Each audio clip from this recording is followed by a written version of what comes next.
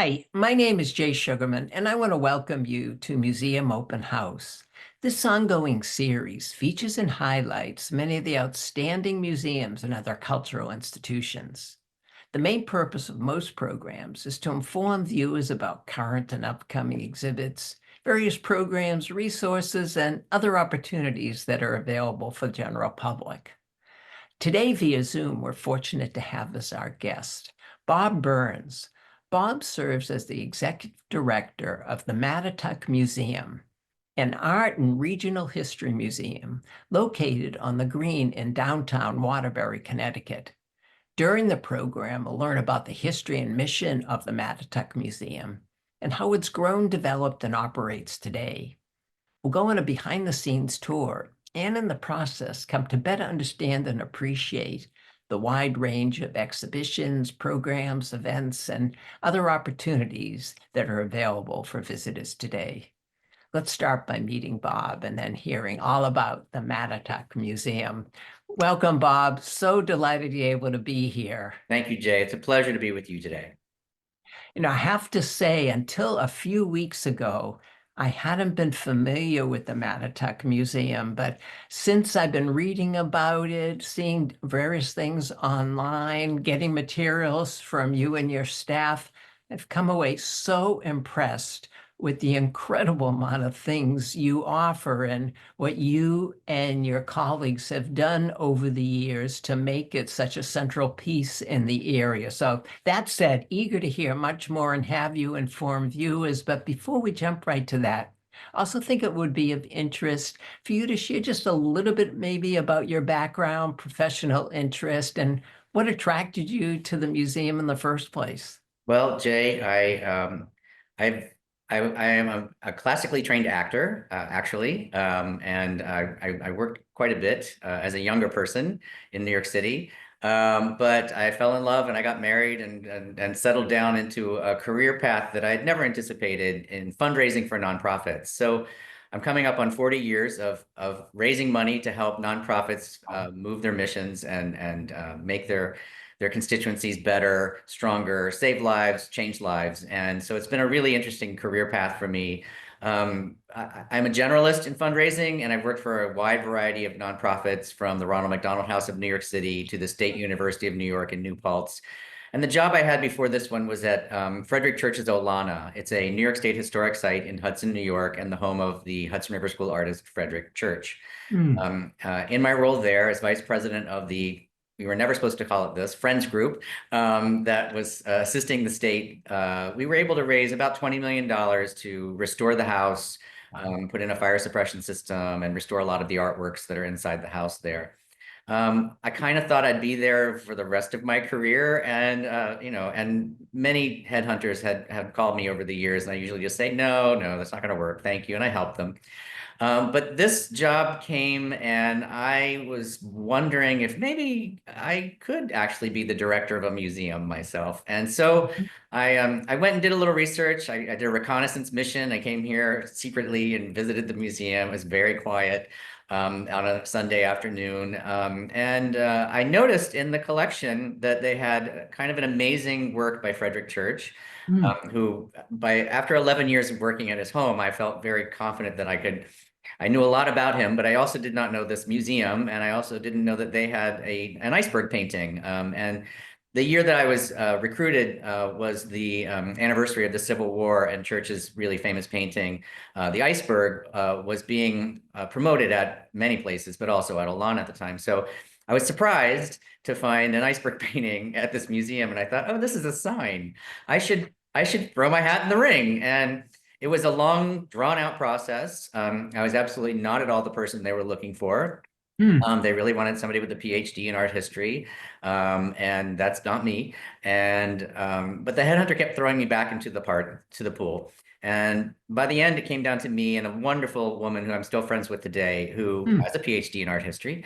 And we each had to make a presentation. Mine, of course, was on Frederick Church and Olana, and I actually don't know what she presented on, but at the end of that, they offered me the job, and I've been here now almost 13 years. It'll be 13 years this month. So it's been an interesting voyage in my life. And it's been a really amazing transition for me to come here and be a part of this really wonderful institution that, like you, I'd never heard of before. But now that I'm here, I love it. And I think we're doing really great work in our community, and it's an opportunity to just continue to do that. Well, kudos to the staff at the museum for going through the process and ending up with what's turned out to be the incredible right choice and direction of the museum for the last 13 years. Stepping back just a second briefly, could you share a little bit about the history and the mission of the museum and take us up to date where there's been a rather recent renovation? Yeah, so even though we keep being discovered, we've been around for 147 years. Wow. Yeah, so in 1877, Waterbury is an amazing city, and really, there's this sort of joke that it's the center of the universe, but it really is the center of the universe. And people who've never heard of Waterbury, they use things every day in their life that were invented or perfected in the city of Waterbury. So very important industrial city in the 18th, 19th, and early 20th century, known as the Brass City. Of course, we didn't have zinc or copper here, but they got it here and they manipulated into amazing products for many, many years. And in 1877, there were 11 gentlemen who came together. One of them was the head librarian of the Silas Bronson Library. The rest were all leaders of the brass industry businesses in and around Waterbury. They wanted to form a historical society. Mm. It was the 150th anniversary of the founding of the city of Waterbury. We've just celebrated the 350th anniversary of the city of Wow. Waterbury. And it took them a little while. It took them a few years, but eventually in 1877, they came together and formed the Mattatuck Historical Society. And for many years, this was a traveling institution that went from home to home or building to building. People would bring their own collections in and give lectures and talks. But in 1912, they found a home here on the green in Waterbury, directly across the street of where I'm sitting right now. There's the only remaining house that's on the green in Waterbury, Connecticut. It was originally built by a gentleman named Green Kendrick, who was mayor of the city, for his son. Eventually, by the time they bought it in 1912, it was owned by Mr. Leggett, who invented the cigarette vending machine. I don't know if you Yeah. remember those, Jay, but I do. Never used them. I was just a kid who wanted to pull the lever if my dad was buying cigarettes. So they immediately built a large addition off the back of this little Georgian house, so that they could display art. Because from the moment that they had a physical structure, they not only wanted to share the artifacts they'd been gathering for a very long time, but they also wanted to gather and display art in their city. And so they began collecting. The museum collected art and artifacts from the region, from across America. We have a really extensive collection of Native American objects, things related to the metal industry, of course. And then, lots of rare photographs and ephemera from just the time period of that 147 years. But they started with collecting art from around the world. In the 1960s, they decided that they want to Hmm. really focus on the state of Connecticut, which, if you're going to pick a state to focus on, it's a pretty good state to pick, because Most really definitely. good artists come from here, really great artists came here. So it's a really broad array of people. And so in 1965, they sold off most of their international holdings and several other objects from their collection in order to collect art of the artists of Connecticut. And like most institutions in the 1960s and 70s, they were collecting men, of course, who were famous names. This was a small institution with a small budget, so a lot of our early works are works on paper. But eventually we amassed a really nice collection of mostly 19th century, but some early 18th century portraiture, and some early 20th century works by, famous names from Frederick Church, to Annie and Joseph Albers, people who came to live in Connecticut and work in Connecticut. So it's a beautiful collection. There are thousands of paintings, prints, photographs in that art collection. And when I arrived 13 years ago, the board really wanted to expand that mission beyond Connecticut, because the city of Waterbury, since its inception until today, has been a city of immigrants. And we continue to grow. In fact, in the last census, Waterbury grew by 14,000 people, which did not happen in any other city in Connecticut. And Wow. all of those people came from either Puerto Rico or the Dominican Republic. And so, like, generation after generation, people come to Waterbury for opportunities to work in the industry that is here. Although we're not a major manufacturing company with giant factories like we had in the 19th and early 20th century, there are 288 small small manufacturers that continue to work in the metal industry in the same work that they've been doing since the 18th century, Wow. flattening, deburring, and plating metals. And so there are ample jobs here for skilled workers who have the math and science background to work in our small manufacturing businesses. And so people continue to come here. We have a really large Middle Eastern group of people. We have a really large group of people from Albania, and then all of those Spanish-speaking people from Central and South America, as well as Puerto Rican and Dominican Republic. So, and Cape Verde, and because Portuguese is like the fourth spoken language in the city of Waterbury. So, like, who else can say that? So, in order to try and represent the diversity of our community, we've expanded our exhibition and our collecting program to include people from all around the world who may or may not have had some connection to the state of Connecticut. Yes, we are filling in those holes from the earlier part of the collection when there were women and artists of color who were working at the same exact time as those famous men that I mentioned before. And whenever we can, we're trying to add them to our 19th and 20th century collections, but we're also collecting contemporary artists from all around the world who more represent who we are as a city today than ever before. Picking up on that from reading, so impressed with the wide range of continually new exhibitions throughout the year. How do you and other staff members decide on themes or artists to feature? Yeah, so Jay, when I showed up here, as I mentioned, it was a little quiet. It wasn't just that Sunday of my reconnaissance mission. It was every day for the first several months. When I came here, they told me that there had been 40,000 visitors in the prior year, and I was like, I don't know how that's possible because I'm literally counting the people who are walking in the door. So we realized early on that the thing that brings people to our museum is changing exhibitions, and the more often they change, and the more interesting and diverse they are, the bigger the audience that we attract. Once we get them in the building and they go into our history exhibit, they are blown away by the history of the city of Waterbury. But it's the rare person that comes here first for the history. I've worked with now two curators since I've come here, and what we try to do is have a really interesting mix of things that will resonate with a lot of different people.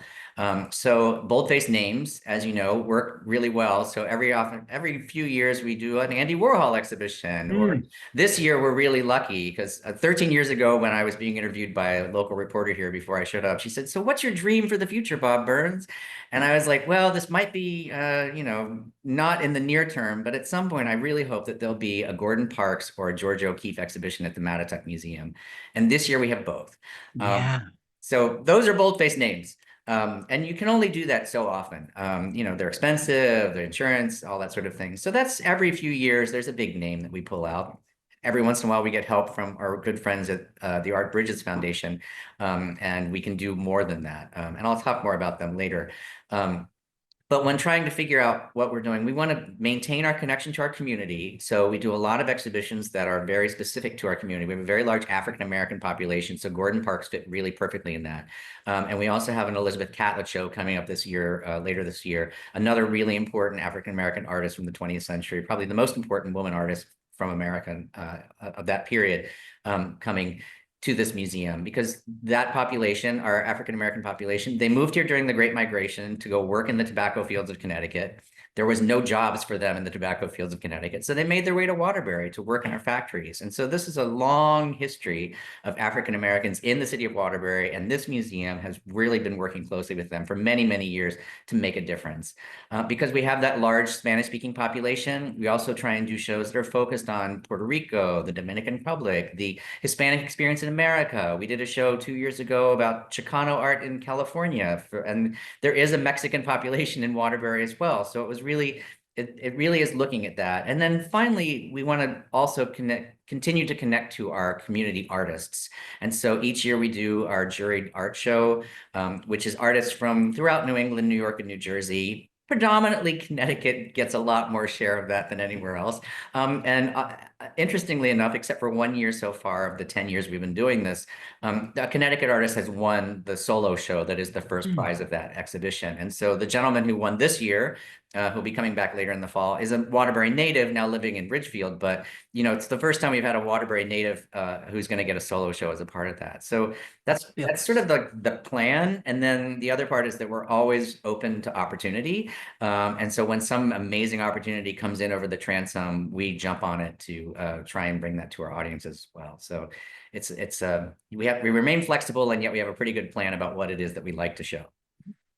Well, just in the last few comments, hearing the honor you give to the different groups in the region, can you share a little bit about how that partnership might work, a specific program or two that stand out that exemplify that type of collaboration? Yeah, so we historically have worked very closely with two large Waterbury groups, the African American group and the Jewish group, the Jewish immigrants here in Waterbury.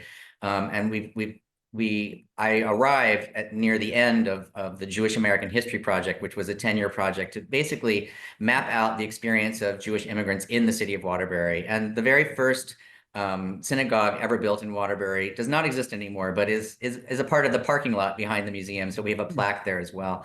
And we've gathered a lot of information, and we've worked really closely with the Jewish Federation, which is now located in Southbury, to create sort of a permanent installation there of the work that committee has done with us. And then we do changing exhibits every few years in our history exhibit, bringing back the information that has been gathered about the Jewish community here in Waterbury. Similarly, with the African American History Project, we did a very intense oral history project where we gathered all the oral histories of every African American from Waterbury who was 75 years or older. That's now all been digitized and it's available on our website. And then out of that grew two different projects: a short film that was created where we did video histories with some of those people from the oral histories, and then a play was written about that, which now gets performed every few years. One of the culminating events out of that was the museum collection had, since the 1940s until I arrived here, the human remains of a slave. We don't know where he was born, but he did live and raise a family here in Waterbury, was the property of a important Waterbury family, a proprietor, if you will, one of the founding members of Waterbury.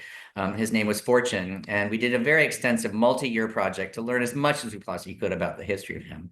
And then ultimately we buried him, which was a lovely, wonderful experience. And just this past year, a group of people in our community came together to create a mural about Mr. Fortune that's been painted on the back of the North Side Recreation Center, which is a block away from here, right in the heart of our community. So the work that we do with that committee just continues each year to sort of grow and continue to tell that story.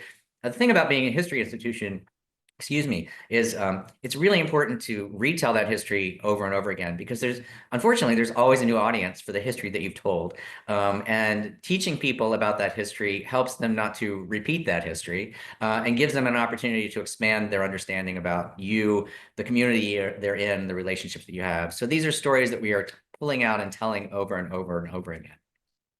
I know you also give a lot of attention and careful thought to collaborating with schools and families. Could you share a few highlights from those type of involvement? Absolutely. I'll just throw a couple of statistics at you. We are incredible partners with the City of Waterbury Public Schools, and they have been extremely supportive, as much as the public school system can be in a challenged, diverse city like our own. But as a partner of the City of Waterbury Public Schools, we see every third, fourth, and fifth grader in the Waterbury Public School System, which is around 5,000 to 6,000 students a year. It's growing. It was declining, but it's growing again because we have new immigrants that are moving here and taking advantage of the public school system. So they have school tours that tell them about the history of Waterbury, and because it's cumulative over third, fourth, and fifth grade, the story remains pretty much the same, but their experience of understanding and gathering that knowledge continues as they grow. We incorporate whatever contemporary art is happening in the museum as a part of that as well, so that they have an understanding of the experience of visiting an art museum, experiencing art, talking about it, utilizing critical thinking strategies, because it has been shown that kids who are creative and use critical thinking are better students. And so this is an opportunity for kids who are fairly disadvantaged because of the size of our population and our school system, getting an opportunity, a little leg up if they can by being a part of here. We also do after school programs in the schools and at the museum here in the city of Waterbury and for the city of Danbury, Bristol, and Ansonia. And so pretty extensive outreach into our local community. And we also do a program called the Boost program in some Waterbury schools that's through the United Way. So we have a pretty in-depth, and our entire education staff is 3.5 people. So it's kind of Wow. amazing how much we can do with so few people. But oh, and here's one more example. We have a charter school here called the Children's Community School that's grown over the 13 years that I've been here. It started out as K through third grade. They're now K through high school finally. And we are their sole provider of art classes and have been since Mm. the Ooh. inception. So once a week, our education director or one of his staff is there doing an art project that lasts, 2 or 3 hours, 3 times a week in that school. And the class has grown up with the museum over these years. So it's been a really wonderful experience for us that way as well. Can't remember the other part of your And question. then I know throughout the year there are a number of special family events. Yes, absolutely. So I mentioned the Art Bridges Foundation, which is an organization that was created in 2017 by Alice Walton, who was a member of the Walton family that founded Walmart. And Mm. she created a museum that you may have heard of called the Crystal Bridges Museum, which if you've never been, Jay, I highly recommend. It's kind of amazing Yeah. experience. But when she was done with that project, which I don't know how you're ever done with a museum project, they go on forever. But when she passed the reins on to another family member and was looking for something else to do, she decided that one of the things that she'd learned about creating a museum was that larger institutions all over the country have enormous storeholds of artwork that is just in storage and never seen by anyone. And Mm. small regional museums like us have a dearth of that kind of work to share with their audiences. So in creating Art Bridges and she created a collection of art that is their own that they loan out to people. And when they loan the artwork to you, they also give you an opportunity to apply for a grant for programming money related to doing programs connected to that artwork. Oh, And we've been doing fantastic. this since day one. So like we are an early adopter. And if you talk to anybody at Art Bridge, it's like, oh yeah, no, we love the Mattatuck Museum. They're exactly what we're looking for. A museum you've never heard of that has a really large constituency that is exactly who we want to get this artwork in Mm. front of. So every time they create a program, so that was the first program. Then they have like the art loan program where we were a part of a cohort with the MFA Boston for 3 years where they loan collection works to us directly to create exhibitions at the museum. We did that in partnership with the Fenimore Art Museum, the Munson Williams Proctor's Institute, and the Springfield Museum. So the four of us worked together for 5 years with the MFA Boston in that cohort program. Mm. They've created a collection loan program where this Gordon Parks exhibition is a part of that. They work with an institution to mount an exhibition and then tour it to several different locations. So we are one of 4 institutions in the country that are getting this Gordon Parks exhibition, which is amazing. Fabulous. Yeah, it's Oh. fantastic. It's such a great show. And then the other program they have is a program where they're literally getting museums to take groupings of artwork and bring them to a small institution like ours and give them to us for 12 to 18 months. And so the first museum we worked with in that program last year was the Los Angeles County Art Museum. And so LACMA loaned us, I think it was 19 works by Chicano artists and then 6 other additional works that were by artists from Los Angeles. And they were here for a year. We did 4 exhibitions and it was kind of amazing. This year we have 3 works from the Cleveland Museum by George O'Keeffe, 3 paintings on loan for a year. And we've been doing smaller exhibitions in conversation with works from our collection and those 3 works from the George O'Keeffe Museum. But in March, we'll be opening an exhibition that our chief curator, Keffy Feldman, has organized called Modern Women, Georgia O'Keeffe and Kay Sage. Mm. And so Kay Sage may not be known to a lot of your listeners out there, but she's probably the preeminent surrealist American woman artist of the whole entire world of surrealist art. She and her husband, Yves Tanguy, came here during the Second World War to visit their friend, Alexander Calder, who was making his amazing stabiles just here in the city of Waterbury, although he lived in Roxbury. And they fell in love with the neighborhood and bought a house in Woodbury. And unfortunately, Yves died a few years later. Kay was brokenhearted, but she continued to be connected to the Mattatuck Museum through her relationship to a guy named John Monaghan, who was the president of our board, a mayor of the city of Waterbury, a local state Mm. representative, and eventually congressman of the state of Connecticut. Wow. And so it was a multi-year relationship between Kay Sage and the museum. And at the time of her death, Pierre Matisse was still her gallery representative for her work and Eve's work, and he and John Monaghan worked place works in museums all over the country, and they sent off amazing works that she hand selected of Eve's and of her own to great institutions, MoMA, SF MoMA, Mm. MFA Boston. Most of the institutions at that time were really grateful for the Eve Tungy painting and declined the Case Sage painting because they didn't really know who she was. That was great for us because in the will, it said at the end, anything that was left over would go to an institution that collects art. And John Monaghan, being the president of our board, meant us. And so we are the Wow. largest repository in the world of works by Kay Sage.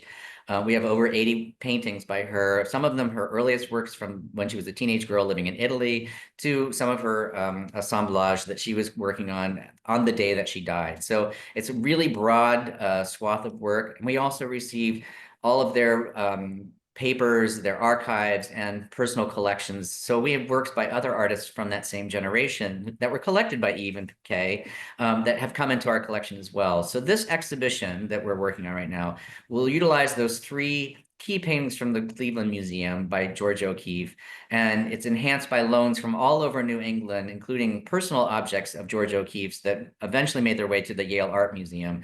Mm. In conversation with our paintings and our papers and our ephemera and personal objects of Kay Sage. So it's going to be a kind of amazing exhibition that will be up through most of the summer here at the museum and really give us an opportunity, thanks to Art Bridges and the Cleveland Museum of Art, to really tell a story that's not just the George O'Keeffe story that people are interested in seeing everywhere in the world, but really bringing it into that time period and the experience of a woman working in that man's world that was happening in the 20th century in America, in both of the worlds that they were struggling to find their own voice and to create their own body of work. So it should be a really exciting exhibition, and Most grateful to definitely. Most Art Bridges for making definitely. it all possible. Fascinating to hear about the collaboration between the wide range of museums and the opportunities it provides institutions like your own, the Mattatuck Museum.